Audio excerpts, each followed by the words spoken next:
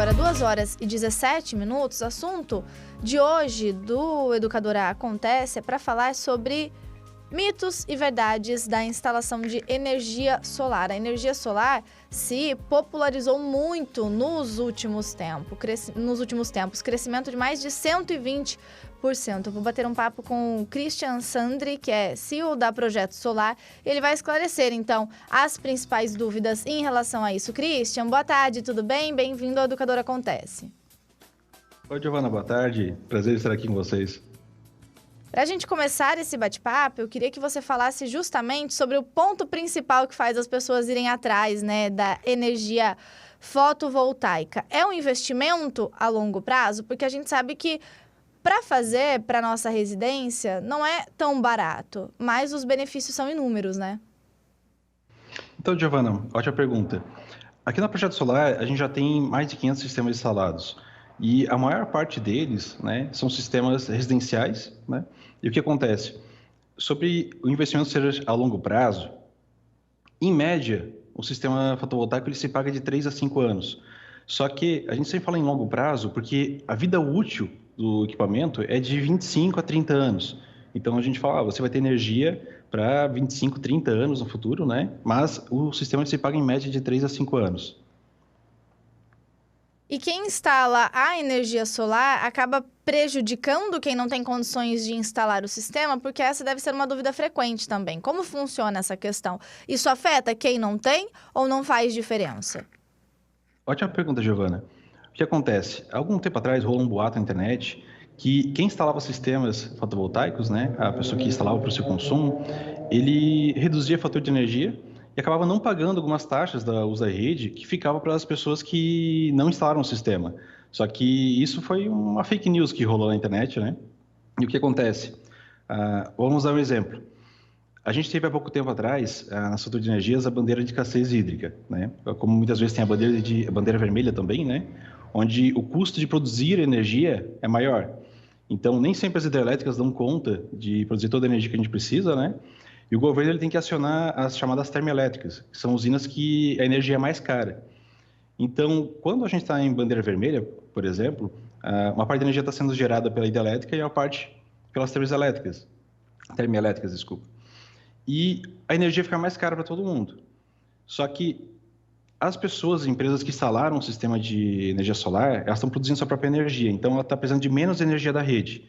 Então a tendência é a gente precisar menos dessa energia produzida pelas termoelétricas, então a energia para todo mundo ficaria mais barata, porque deixaria de pagar a bandeira vermelha e outras taxas, outros aditivos, né, na fatura de energia. Não sei se eu expliquei bem. Certo. E falando justamente sobre essas taxas, com essa taxação, ainda vale a pena investir nos painéis solares? Porque realmente essa questão de valores acaba deixando muita gente em dúvida, né, Christian? Uhum.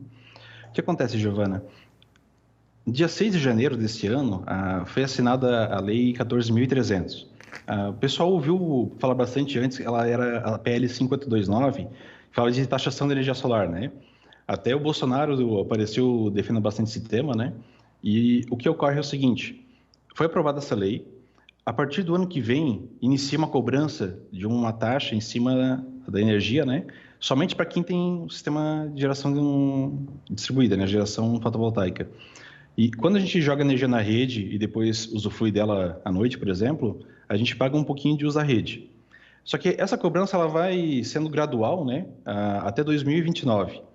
Então, ela começa bem baratinha, né? Ela vai aumentando um pouquinho, o máximo que ela vai chegar é 28% do valor da energia. Então, ainda é bem viável o sistema.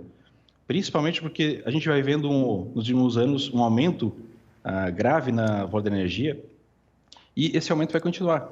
Então, todo ano vai aumentando o valor da energia, a energia vai ficando mais cara, por mais que a gente vai pagar um pouco de taxa de uso da rede, o sistema vai ficando cada vez mais viável ainda, né? Porque você vai economizando cada vez mais. Eu acho que, inclusive, essa é uma outra dúvida muito frequente, que é em relação ao pagamento da conta de luz, né, como as pessoas conhecem. Quem instala esses painéis de energia solar continua fazendo o pagamento de conta de luz? Tem alguma diferença dentro desse sistema? Ótima pergunta. É uma das principais dúvidas do pessoal, né? Eu consigo zerar minha fatura de energia e o que acontece? a gente sempre divulga que você consegue reduzir até 95% da sua fatura. Teve caso de um cliente nosso que chegou até 98%, né? Mas dentro da fatura de energia você tem um custo da energia e você tem também alguns outros custos, como a taxa de disponibilidade da rede, né? Digamos, eu não gastei nada de energia, mas eu estou conectado na rede, a concessionária cobra uma taxinha, né? E a gente tem também a tarifa de uso a COSIP, que é a iluminação pública. Então, por mais que você não consuma energia, você vai ter que pagar essa taxa. Então, por mais que a gente consiga gerar 100% do que você consome de energia, ainda vai vir algumas cobranças na fatura. Nunca vai vir zerado totalmente. E isso afeta também o fornecimento de energia à noite numa residência? As pessoas fazem essa associação por ser um painel solar, né?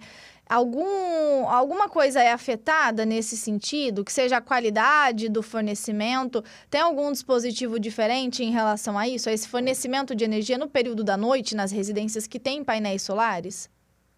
Ah, legal, Giovana. Assim, antes disso, explicar bem rapidinho, existem dois tipos, né, de projetos de energia solar. O on-grid, onde a gente conecta nosso sistema ali e se sobrar energia durante o dia, você injeta essa energia para a concessionária, né? E depois de noite, se você for usar, ela te devolve isso. E o off-grid, onde que eu não estou ligado na rede, eu estou usando baterias, né? 99% dos casos são o on-grid, que a gente está ligado na rede. E quando a gente gera energia a mais durante o dia, você injeta essa energia que sobrou na rede concessionária e ela vai te dar um crédito. Aí, durante a noite ou nos dias subsequentes, você pode pegar essa energia de volta, né, e usufruir desse benefício. Essa energia que você injetou, inclusive, a concessionária ela guarda para você por até 5 anos. Então, não é porque você não está tendo geração à noite que você não vai ter energia para usufruir, né? Você é atendido pela concessionária normalmente. Dessa questão da energia, a energia fotovoltaica, ela traz algum benefício no que diz respeito à água também? Ela, por exemplo, pode funcionar como uma facilidade para aquecer água? Tem algum sistema nesse sentido? Tem alguma tecnologia nesse tipo de serviço? Olha só, quando a gente começou com energia solar lá por 2015, era a principal dúvida das pessoas, né, era isso. Eles confundiam muito energia fotovoltaica, né, o painel para gerar energia, com o painel de aquecimento da água, né, que era mais comum. Então, essa era a dúvida mais frequente que tinha. E o que acontece é o seguinte, o painel de aquecimento, ele capta o calor, né, do sol para aquecer os tubos onde passa a água, né, que essa água vai para um boiler. Então, você reduz o seu consumo de energia porque você aquece a água de uma outra forma. Com a energia fotovoltaica, a gente pega a luz do sol e transforma isso em energia elétrica. Você pode usar essa energia para aquecer a água do chuveiro, para a torneira elétrica, né, para várias coisas. Pode usar para ar-condicionado, iluminação, né? Então ela é mais versátil, né? Você pode ter as duas na sua casa, né? Ou você pode ter só uma ou só outra. A única coisa é que a fotovoltaica, você tem mais liberdade, né, para fazer o que você quiser com essa energia. E ao contrário do aquecimento, você aqueceu a água, só que você não utilizou, então você não teve um benefício direto naquilo ali. E a fotovoltaica, se você gerou, mas não utilizou, isso fica de crédito para você usar no futuro, né?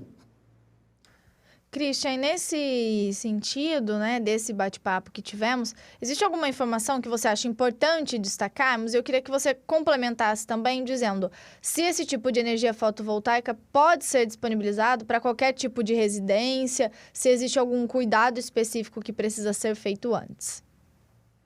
Assim, 2 pontos interessantes, né?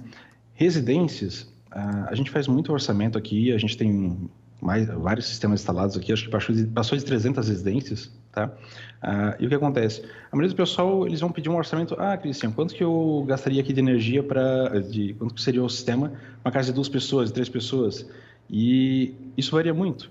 E muitas vezes, para fazer esse orçamento, né, a gente precisaria pelo menos da fatura de energia para ver assim, a média do seu histórico de consumo, né? A maioria das pessoas não tem o costume de analisar a fatura de energia.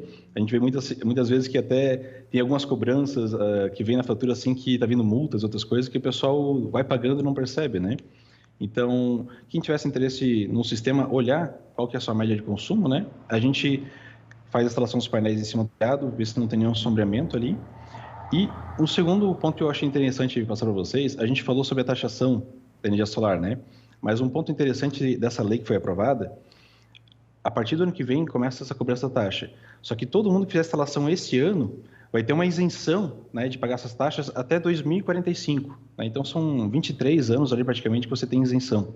Então, esse ano é o melhor ano possível para você fazer esse tipo de investimento. Né? Você vai ter uma isenção de 23 anos ali do uso da rede. Christian Sandri, CEO da Projeto Solar, bateu esse papo com a Acontece falando sobre a energia fotovoltaica, mitos e verdades, os principais benefícios. Christian, muito obrigada, viu, pela sua participação e pelas informações. Eu que agradeço.